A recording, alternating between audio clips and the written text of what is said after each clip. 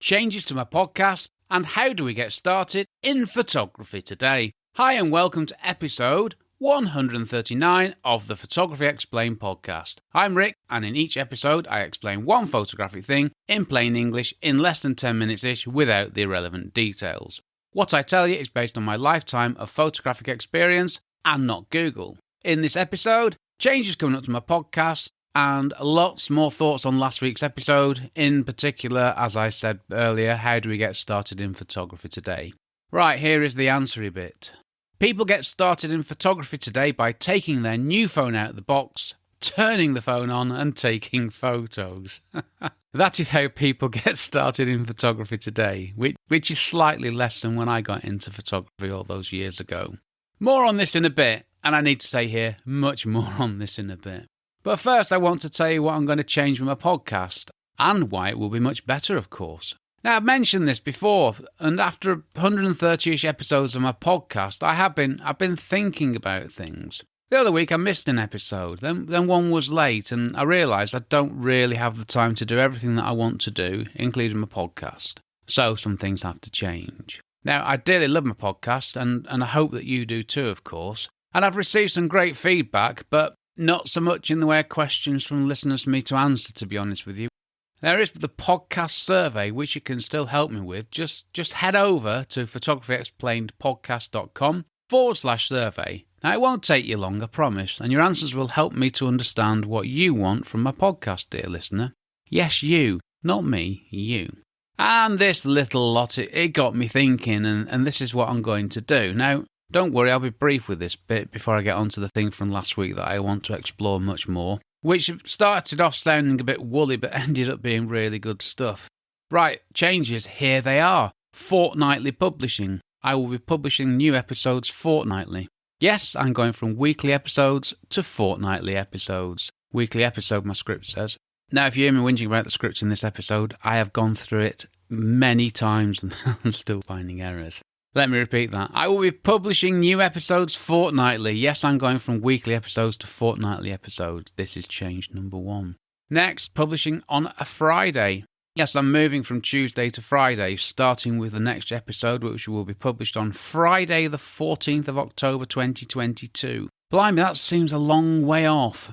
There's no reason why I publish things on a Tuesday, and I think a Friday is better, so it hopefully lands with people and is fresh with them for the weekend. Tuesday was just something I came up with no science behind it, and I'm changing it.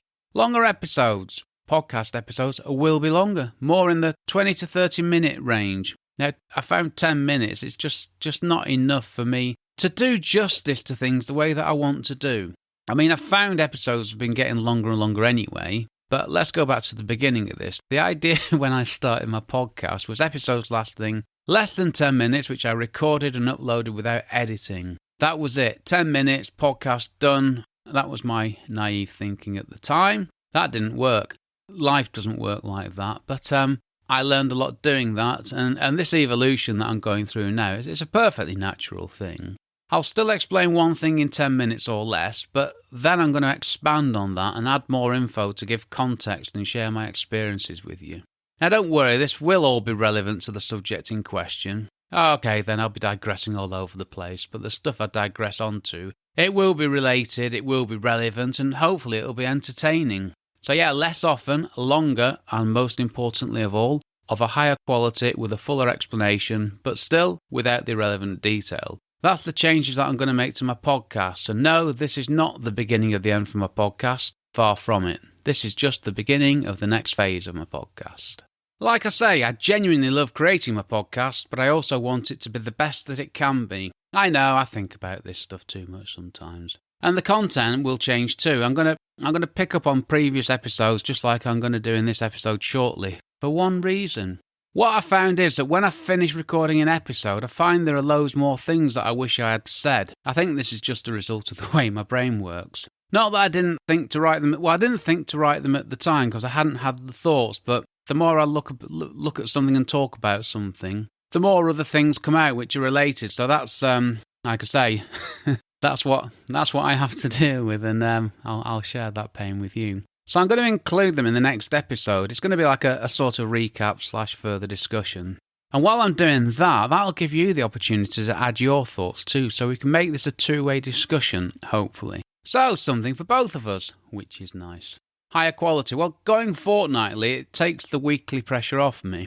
And longer episodes give me the space to do what I really want to do, and the space to be more me. Now, knowing I'm going to be speaking for more than 10 minutes and it's fine, it's just made a massive difference even on this episode. And this allows me to talk in a more relaxed way without that feeling I've got to get this over and done with as quickly as possible.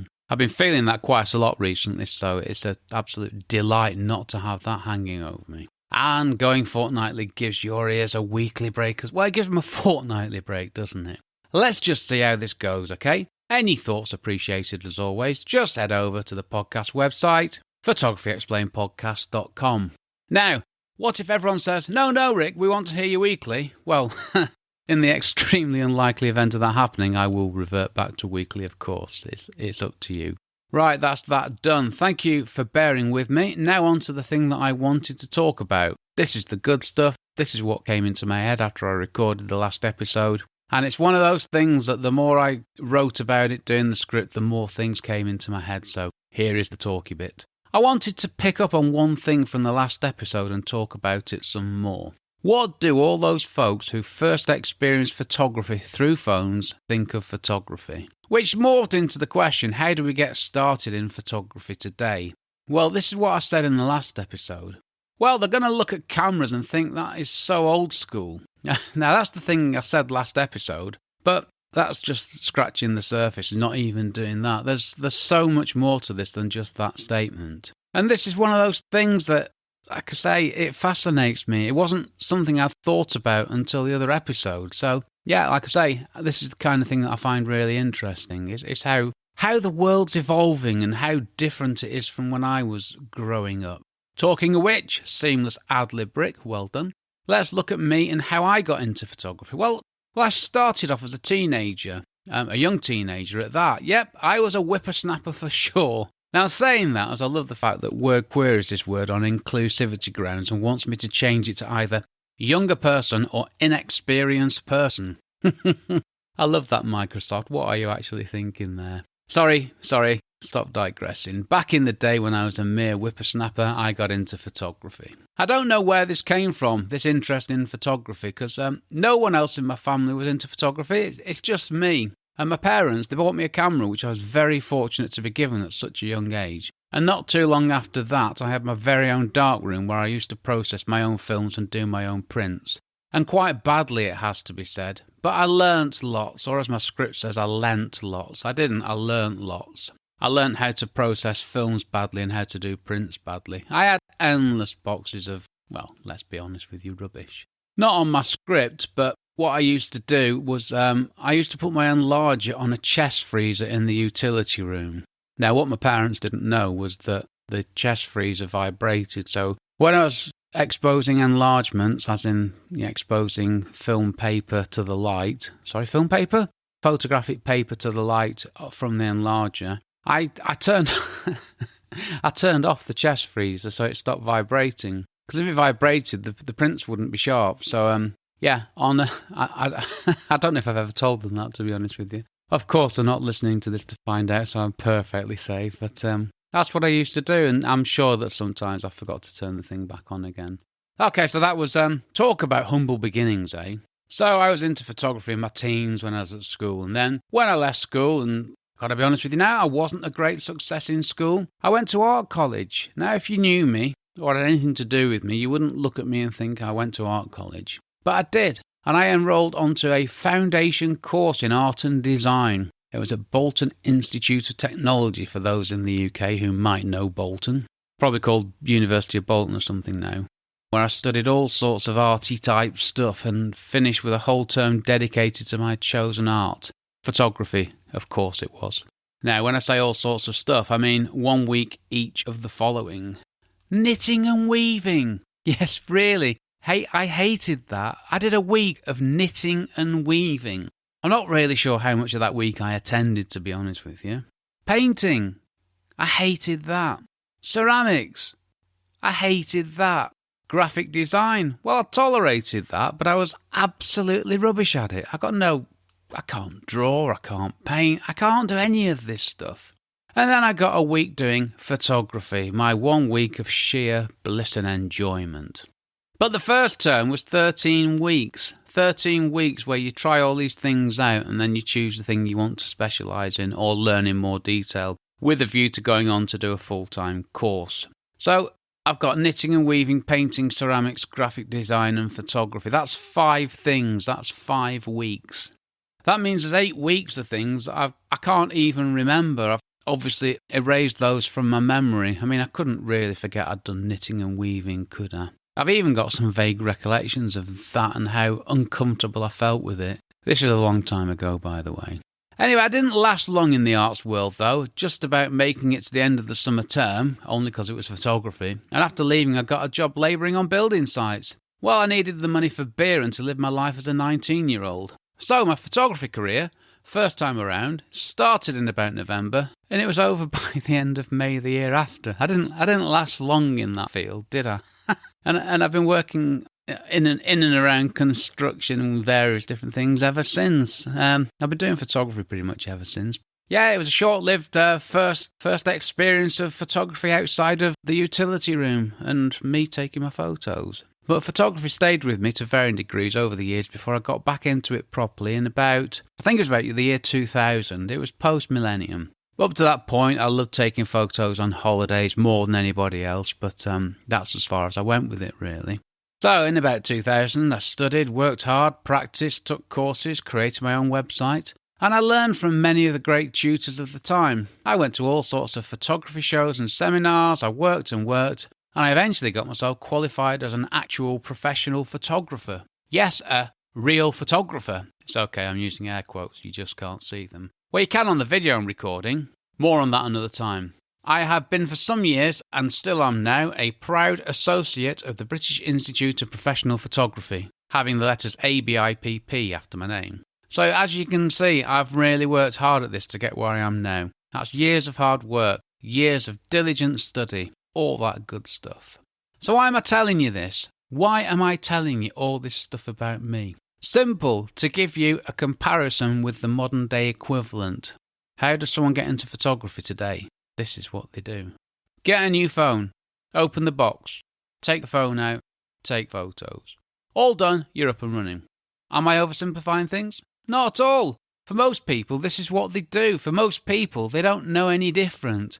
This is now the natural way for people to get started in photography. Open the box, take the phone out, take photos. Well, why does this matter? Well, first off, I'm not criticising, it's just how things have evolved. This is the world we find ourselves in now, and it's fine. If you could take photos that you are happy with using your phone, do you even need anything else?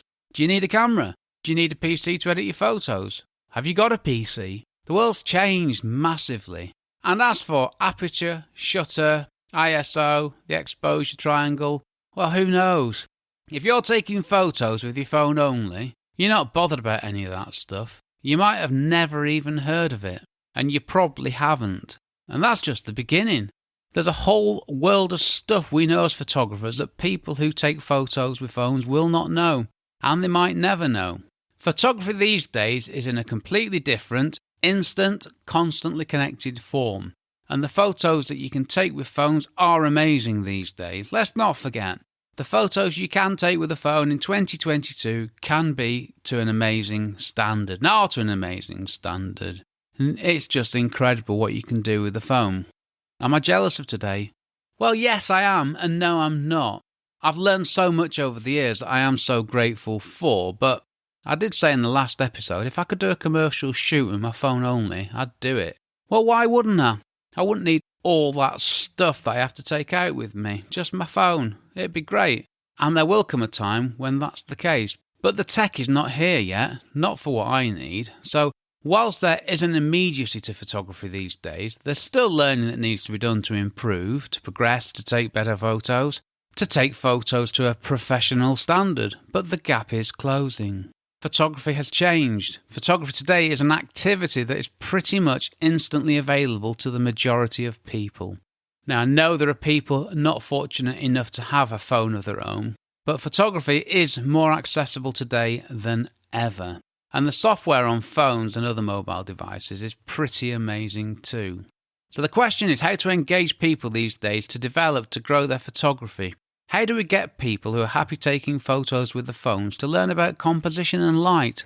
How do we get to these people? That is the challenge for today for all those good folk who work in all areas of the photography and media industries. We need to get that message out to people who are, after all, happy with what they have and what they are creating. If we do not, how will they ever find this stuff out for themselves?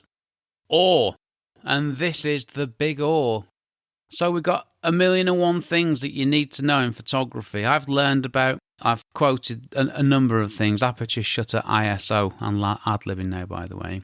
All that stuff in Lightroom, importing photos, editing, getting dust on your camera sensor, different lenses, depth of field, focal length, all that stuff. If you take photos with a phone and you're happy with them, and the photos are good enough for what you're taking them for, and that is the big point of which I will come on to in the next episode. If the photos you take are good enough, whatever that function, whatever that reason is, whatever you're taking the photos for, if the photos are good enough with a phone, you do not need a camera. Now, you might want to progress, you might want to go to the next level, because phones are amazing, but you have the opportunity to take better photos with a camera than you do with a phone. And that's a fact. I've explained that before. I'll probably cover that again in a bit. But for many, many people, they know how to take photos with a phone and they love the photos and they're happy. So they don't need all that other stuff. And I'm talking all that other stuff. So everything I've said up to this point, have I got this all wrong? Is everything that we as photographers know now, is it all going to fade away to nothing in the future? Is everything, all this complicated stuff, is it just going to become irrelevant? If you could take great photos with a phone without ever having to even know about aperture, shutter, ISO, exposure, triangle, all that stuff, will you ever need to know any of that stuff in the future? Maybe not. Maybe not this year, a little bit less next year, and each year a little bit less more. A little bit less more. Well, I hope you know what I mean by that. The point is that the phone does so many things for you, and the software, the tech, it's amazing. You don't need to know about this other stuff. So if you don't know about this other stuff, how will you ever find out about it? So, will cameras just end up being phones that take better photos? Back to the Future, next episode. And I've just worked in my first Back to the Future episode there, and it was actually completely relevant. So that was, that's what I wanted to say from the last episode. That's the bit I didn't include because I didn't think about it until afterwards. Like I say, I start one thing and it gets my brain working on other things and they expand in my mind and then I have to share them with you. And I can also tell you this, I feel a lot better for getting that lot off my chest. I enjoyed that and I hope you did. What do? Well, I create a podcast and I have lots of other things that I do. So that's why my podcast is going fortnightly. Quality over quantity and longer episodes which give me the time to share what I want to share with you all, just like I've done in this episode. More of me, which I hope is a good thing for you, my dear listener. And with all that I do, I try to educate folk in photography, all the stuff I've talked about here, and I do this by telling you what you need to know and no more. And that's the point. We need to tell people about all this stuff, or photography will end up just being something associated with phones and no more. Now, I'm not saying that's necessarily a bad thing in the long term, but photography is a thing to be enjoyed. It's the thing that I love to do outside of everything else. It's my thing. And the thought of other people not being able to do the things that I can do with my camera and not being able to learn about it and try all this good stuff out, I feel people have been missing out. Yes, of course, you can take great photos with a phone, but with the knowledge of all the other things that go into photography, you can get even better photos. You get a camera and you've got the opportunity, like I say, to take better photos than you can with a phone. And I mentioned this in the last episode. Sorry, it's just come back to me now. I have never issued a client photos taken with my phone. I have never issued photos to a client taken with my phone.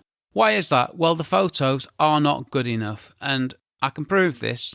You can challenge me on it, I can prove it. On every shoot, I use a Canon 6D, full-frame DSLR, great camera. I use a Canon 17 to 40mm lens, L-series professional lens, great lens. And I also take photos with my phone, photos of the same thing I'm taking photos of with my camera, and I compare them. And with the techniques I use for image capture and processing, the photos are better than the photos I take with my phone. I've got numerous examples, and that's fact from me. Okay, so I think I'm done there. Probably beginning to waffle. Beginning to? Yeah, forget the 10 minutes thing. That's long gone now, hasn't it? I think I need to change that. I'll come on to that in a minute. So next episode 140, what does the future of photography look like? This is a direct consequence of this episode, because once I got into the thought process of, well, if someone's starting in photography and they've got a phone, that's all they know. They don't need to know anything else. Potentially, that could be enough. And it got me thinking, well, I know it's a dangerous thing, isn't it? It got me thinking, so if everybody gets into photography using a phone and say nobody buys a camera, well, the camera market will crash, the lens market will crash, and all the associated things, they will just all disappear. And all the knowledge, all the techniques, everything, that'll all go. So what we have left? Well, you'll have a small number of photographers with professional gear making money from photography. That's the potential thing. And ultimately, sorry, I'm doing the next episode already, aren't I? Food for thought there. Come back in the next episode, which will be in 2 weeks. Actually, it's 2 weeks and 3 days, because this is on a Tuesday, and the next episode is going out in 2 weeks. But on the Friday, so that's Tuesday, that's Wednesday, Thursday. Yeah, 2 weeks, 3 days. And that gives me plenty of time to write the episode, which is good. Okay, so, sorry, I'm going to go back to this. Talking of future episodes, my survey. Yep, my survey is still out there. My Photography Explained podcast survey. Just head over to the photographyexplainedpodcast.com/survey. Well, you'd expect it to be that, wouldn't you? And if you do and you fill in the survey, thank you very much for your help. I really do appreciate it. And if you've got a photography question you want me to answer in plain English in less than 10 minutes-ish, and that issue is getting bigger, without the irrelevant details, of course, well, you do great. Just head over to photographyexplainedpodcast.com/start. Right, well, this episode was brought to you by, and it actually was, immediately before recording, because I made such a bad job of the first 5 attempts to do this recording that I had to walk away, and I did have a cheese and pickle sandwich with a bag of home crisps. Yep, prawn cocktail again. Which I ate in the kitchen, and now I am sat here in my homemade acoustically cushioned recording emporium. Oh yeah, I forgot to say, I've had a nice rejig of my recording space, and I've got more room for the cushions now, which has worked nicely and made recording much more comfortable, as there's more room for me. And you can't see it, it's on the video. I'm up to 5 cushions now and a fleecy blanket on the window, which is working acoustically well. And just as a slide aside here, this episode was recorded with the door open because I'm expecting someone to come and collect a parcel at some time between 9:30 and 5:30 today, which is a really helpful window when you're trying to record a podcast. Thankfully, they haven't been here yet. Hopefully, they'll be here in about 5 minutes. And a final bit of good news, next door haven't cut the grass. There's been no gardeners. It's been nice and quiet, so all good here. I've been Rick McAvoy. Sorry for all of that. Thanks again very much for listening to my small but perfectly formed podcast, it says here, and for giving me 10-ish minutes of your valuable time. Now, my recording time's at 28 minutes, so I think I need to do something with that, don't I? Okay, I'm going to have to stop saying 10-ish minutes, I think. I'll come up with something for the next episode, obviously. Any ideas welcome? Well, I could say less than half an hour, but it's not as snappy, is it? There was something about the less than 10 minutes-ish, but it's not less than 10 minutes-ish now, so it doesn't really work, does it? I'm out of here. Take care, stay safe. Cheers from me, Rick.